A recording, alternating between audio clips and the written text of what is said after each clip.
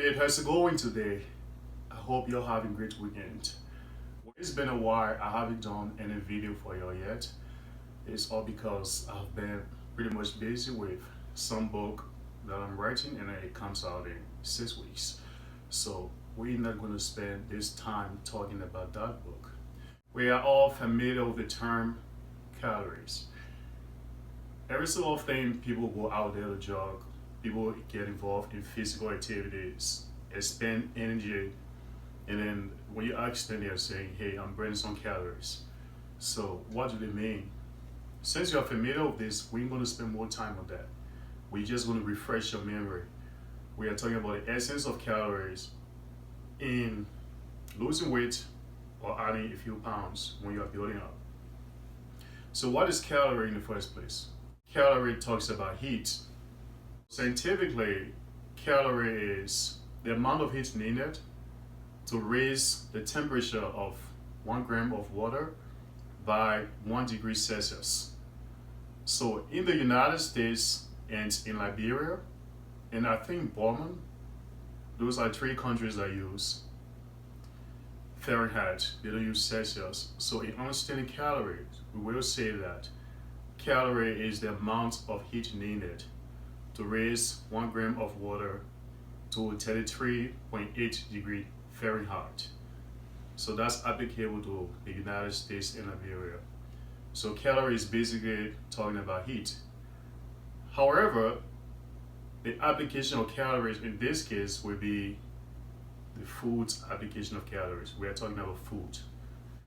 We consume food, the major macronutrients, which will be protein, carbohydrates, and fats. All these foods have calories in them that the body uses for fuel. We will be talking about empty calorie food. We will be talking about high calorie foods. And then we will be talking about low calorie foods. So what is empty calorie food? Usually when people want to lose weight, all they often say is that I want to consume minimum amount of calories so that I'm able to lose a few pounds. However, that does not indicate that you should go about consuming empty calorie food. Empty calorie food means foods that have little or no nutrients. And previously I told you that calories we consume are used to energize our body. The body uses them as fuel. So if you consume food that does not have nutrients or has minimal amount of nutrients for your body to use as food, as a fuel, that food is a junk food. You don't need that. So while you're struggling to lose weight, that does not indicate that you should go for food with empty calories. Example of such would be sodas. Soda has little or no calories, 0 calories. I mean, you don't need that. An example could also be ice cream. And in some cases, empty calorie food could be hard fat. Hard fat means those empty foods that solidify at room temperature. So that could be butter and that could be some fat in animal food. You need to stay away from those kind of junk food. You need to stay away from a typical junk American food like soda, like pizza, and excessive amount of ice cream and all that. From the level of empty calorie, we will ascend to low calorie food. Low calorie food is essential for weight loss because they have nutrients. That's what you need. It's not like empty calorie foods that don't have nutrients. Low calorie food would be vegetables and fruits. So asparagus, broccoli, they have low calories and they have nutrients. They are healthy food. So you can eat those foods and maintain minimum amount of calories while you still keep healthy. So there are some food that are high calorie food. However, a lot of them are junk food. On the other hand, a lot of them are healthy foods, like the avocados. Avocados have high calories, like the 4 grain wheat. The 4 grain wheat also have high calories. These are healthy food. Even a piece of dark chocolate will serve you well. You don't have to eat an excess, just a little piece of that will be okay for your health. It has high calories. These are the three categories of calories we just discussed right here. You need to understand which one to go for when it comes to losing weight or when it comes to gaining weight. The issue of getting overweight, it depends on the sex.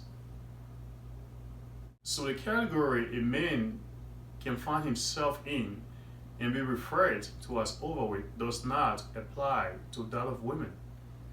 I will just give you an overview of the chart, how it works. For men, if the aggregate of body fat you contain is anything from 0 to 10%, then you are under fat. Most guys who do bodybuilding shows cut down to that point. So if you are a man and the total amount of fat you have is 10 to 20%, then you are healthy. When 20 to 30, then you become over fat. So let's assume that 10% to 19% is healthy, but 20% to 30% is over fat. So that is when you should be rethinking your diet and your workout. As soon as you hit 30% as a man, then you become obese. The difference is women were made with fat which gives them prettier than we do, obviously. And just because your wife or your girlfriend or your sister is 30% body fat, you don't wish to be 30% body fat. The difference is you will be classified as obese while she just healthy at 30% body fat, and then you are obese at 30% body fat. So a typical example would be the back of the hands right here. Women will have this structure look round because they have fat more than we do, and ours always look flat. So that is one difference we have. And then our lower body doesn't look as round as women have. Their glutes, their hips, their quads, hamstring, everything look a little fatter than we do because that's how they were made. So that's why we give them credit of being healthy when they find themselves at 30% body fat. So this is the women's category. Anything under 10%, you are under fat, even up to 20%. So 30% is healthy. 0% fat to 20% fat, you are under fat for women. 30% body fat, you are healthy. 39% body fat, you don't have to worry. You are just healthy. When you hit 40% body fat as a woman, you become over fat. You should be thinking about doing something to cut down that. 40 to 49%, you are over fat. And then when you hit 50%, it's a fair deal, right? If your entire body weight, considering it as 100%, has 50% fat, it is something serious, which means 50% of your weight is fat. If you are 200 pounds, you got 100 pounds body fat. That is something serious to think about. Then you become obese as a woman. So you need to get into your diet. It shouldn't be a chronic dieting people do when they're doing bodybuilding show. Just look at the food and see what to eat, make choices among these calorie foods, high calorie food and low calorie food, and see what is good for you. And preferably, low calorie food will be good for you. However, you're not going to settle for empty calorie food because you're losing weight. Some would say, well, I want to burn calories, so why can't I settle for empty calorie food? Empty calorie food is unhealthy food. It does not have nutrients. It has very few amount of nutrients. So you want to go for low calorie food, which have low calorie but rich nutrients, like the vegetables and the fruits. So some experts argue that you don't even want to have very low calories if you try to cut weight, because that's what you use for fuel. You need that to be able to get out there and work out.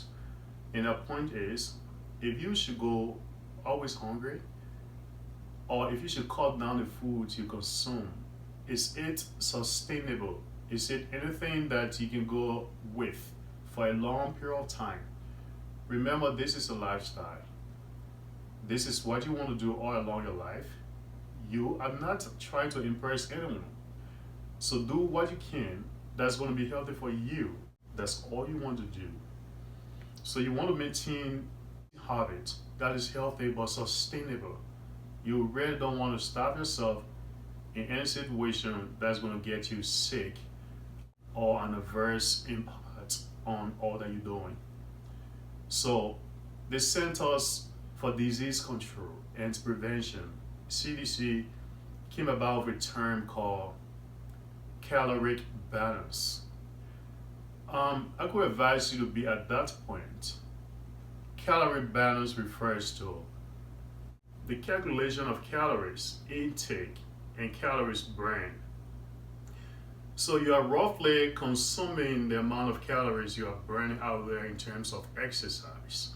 If you find yourself in that situation, let's assume 2,000 calories you consume, and then you are roughly burning that in terms of exercise or doing exercise, then you are at a state of caloric balance, according to the CDC.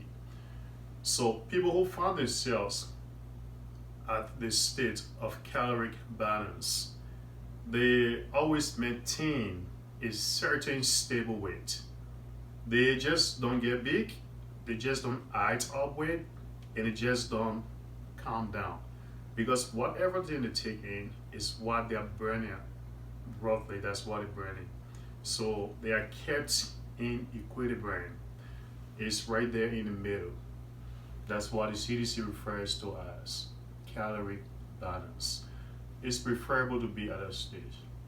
There is also a stage where you can be, and then you consider yourself to be in a state of caloric deficit.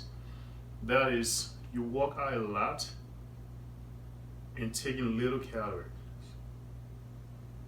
Even if you don't work out, you are taking little calories than what you burn. So when you find yourself in that state, your body has less fuel to operate. You have scanty amount of calories within your system. Therefore, you are in the state of caloric deficit. There is also another state which is referred to as caloric excess.